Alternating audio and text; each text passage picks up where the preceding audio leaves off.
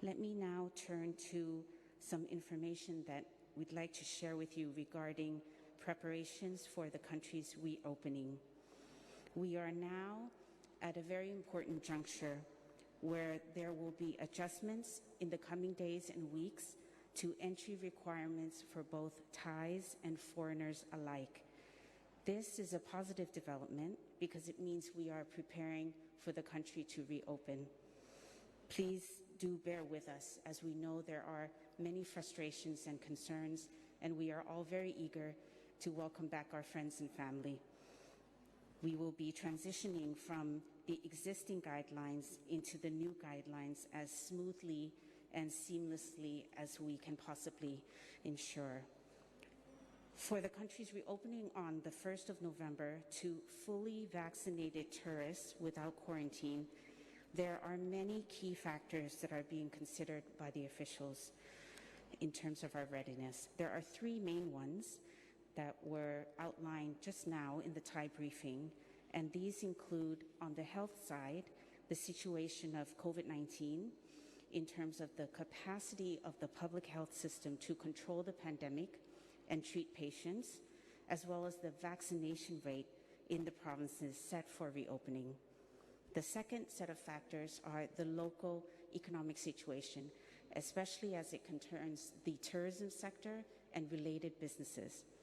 And the third factor that we are looking at right now is how all of our measures will cohere with the reopening plans and travel regulations in other countries. In specific terms, provinces can only reopen when COVID-19 infections are under control, the public health system is prepared, and at least 70% of residents have been vaccinated. Local authorities and business operators must also be ready to comply with public health procedures and measures. On the flip side, the concerned agencies are also considering the guidelines for accepting international visitors and travelers, and we will disseminate this information as soon as possible.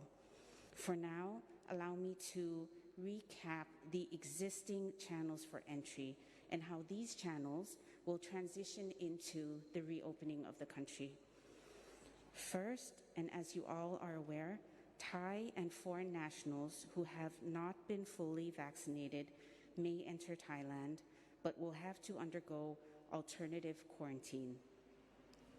Second, and as you know, Thai and foreign nationals may enter Thailand via the Sandbox scheme, which currently includes 4 provinces and will be expanded to 17 provinces on the 1st of November.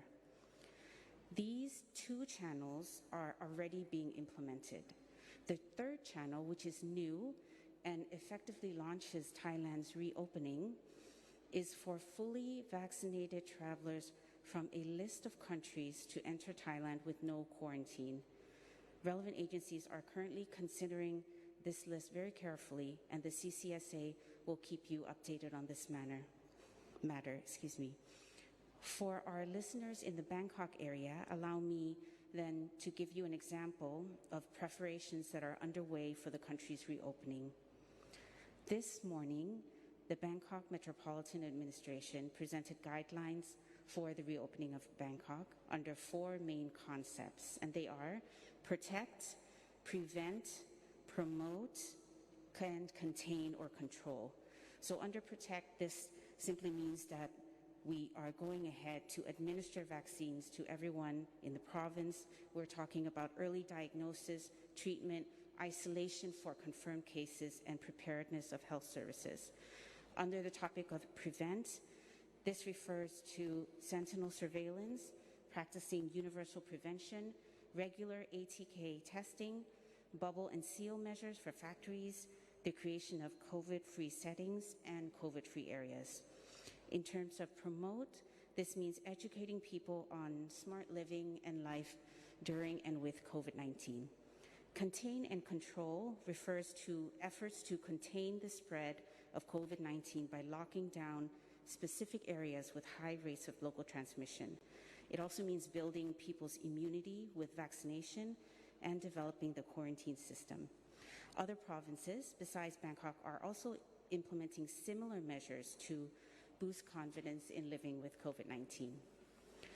Let me turn now to